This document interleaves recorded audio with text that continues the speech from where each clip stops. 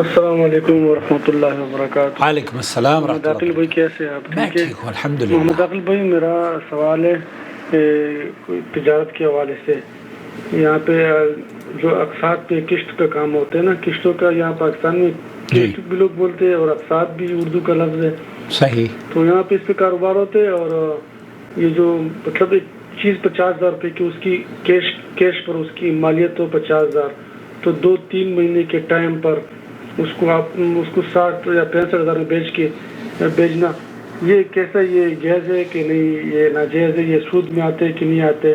میں نے یہاں پہ پاکستان میں بھی کئی علماء سے اس پہ پوچھے، سوال کیے، لیکن علماء اس پہ مختلف آراء رکھتے ہیں، اور تو اس میں آپ سے جاننا چاہتا ہوں کہ اس کو رہنمائی فرمائے، سعودی عرب کی علماء کا فتاویٰ میں اس کے روشنی میں کچھ جواب دے دیں۔ انشاءاللہ نحمدہ ونصلی علی رسولہ الکریم، اما بعد۔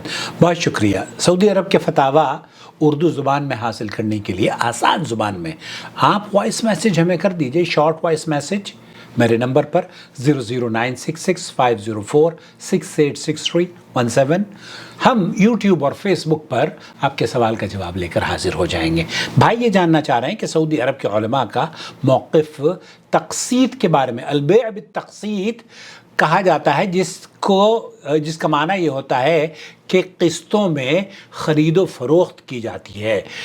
چیز کو تو مشتری فوراً اس کے حوالے کر دی جاتی ہے مشتری کے، مگر اس کی قیمت طے شدہ اقساط میں وصول کی جائے، قسط کو وہ قسط وار چیزوں کو پیش کرتے ہیں۔ سماحت الشیخ عبدالعزیز بن باز مفتی مملکت سعودی عرب سے پوچھا گیا، جو سعودی عرب کے مفتی اعظم اللہ ان کی قبر کو جنت کا باغ بنائے، تو شیخ نے فرمایا لا حرج فی ھذا البیع، اس طرح کی خرید و فروخت میں کوئی حرج نہیں ہے، چاہے وہ گاڑی ہو، بنگلہ ہو، گھر ہو، کچھ بھی ہو جو آپ خرید رہے ہیں، بیع قسط پر، لیکن اس کی شرط یہ ہے کہ آپ جو چیز ہے، جو کمپیوٹر آپ بیچ رہے ہیں، کمپیوٹر آپ کے پاس ہے، آپ کی ملکیت ہے، تب آپ اس کو بیچ سکتے ہیں۔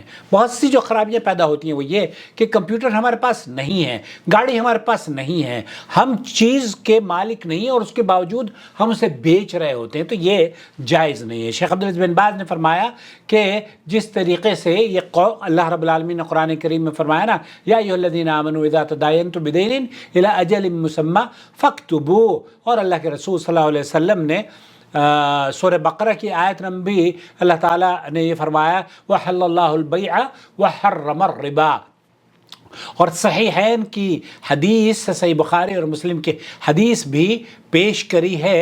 شیخ عبدالعزیز ابن باز نے قسطوں کے بارے میں چند واقعات جو کہ میں آپ کی خدمت میں پیش کرنا چاہتا ہوں۔ پہلا جو واقعہ ہے وہ یہ کہ عمرو بن شرید کہتے ہیں کہ میں سعد ابن ابی وقاص رضی اللہ تعالیٰ عنہ کے پاس کھڑا تھا، اتنے میں مسور بن مخرمہ آئے، انہوں نے اپنے ہاتھ میرے کندھے پر رکھے، اتنے میں نبی کریم صلی اللہ علیہ وسلم کے غلام ابو رافع آ گئے، انہوں نے کہا اے سعد، آپ کے محلے میں میرے موجود 2 گھر ہیں، وہ آپ خرید لیں۔ سعد نے کہا اللہ کی قسم میں نہیں خریدتا۔ حضرت مسور نے کہا کہ اللہ کی قسم آپ کو ضرور خریدنا ہوں گے۔ تب سعد نے کہا میں 4,000 درہم سے زیادہ نہیں دوں گا، وہ بھی قسطوں میں۔ ابو رافع نے کہا کہ مجھے ان گھروں کے 500 دینار نقد ملتے تھے، اور اگر میں نے نبی کریم صلی اللہ علیہ وسلم کو یہ فرماتے نہ سنا ہوتا کہ پڑوسی اپنے قرب کی وجہ سے زیادہ حقدار ہے، تو میں آپ کو یہ گھر 4,000 درہم میں بھی نہ دیتا، جبکہ مجھے ان کے 500 دینار نقد ملتے تھے۔ تو اس حدیث سے یہ پتہ چلتا ہے کہ جو بیع ہے بالتقسیط، اس کی خرید و فروخت کرنا اس طرح کی قسطوں میں جائز ہے، اور پڑوسی کا حق بہت زیادہ ہوتا ہے، جبکہ آج کل ہمارے یہاں تو پڑوسی ہی کو نقصان سب سے پہلے دیا جاتا ہے. ہمارے پڑوسی بھی ہمیں بہت اللہ تعالیٰ ان پڑوسیوں کو ہدایت دے دے. دوسرا جو واقعہ جو حضرت شیخ عبدالعزیز ابن باز رحمۃ اللہ علیہ نے بھی اپنے فتوے میں نقل کیا ہے، عروہ کا بیان ہے کہ حضرت عائشہ رضی اللہ تعالیٰ عنہ نے فرمایا کہ بریرہ رضی اللہ تعالیٰ عنہ ان کے پاس اپنی کتابت کے مدد کے سلسلے میں حاضر ہوئیں. اس کے ذمہ 5 اوقے چاندی تھی جو اس نے 5 سالانہ اقساط میں ادا کرنی تھی. تو یہ صحیح بخاری اور مسلم کی روایت ہے. اس سلسلے میں نقد اور ادھار دونوں صورتوں میں ایک ہی قیمت ہو ایسا تو ہوتا نہیں ہے، لیکن اگر قیمت میں اضافہ کر کے دیا جائے، ادھار میں نقد سے زیادہ قیمت وصول کی جائے، مثلا یوں کہا جائے کہ یہ چیز نقد 100 روپے کی ہے اور ادھار 110 روپے کی ہے، تو اس کے بارے میں بھی یہ جائز ہے اور یہ سود کی شکل نہیں ہے، کیونکہ وہ آپ کو فیسیلیٹیٹ کر رہا ہے، اپنی چیز دے رہا ہے اور اس کے بدلے آپ سے کچھ معاوضہ بھی طلب کر رہا ہے.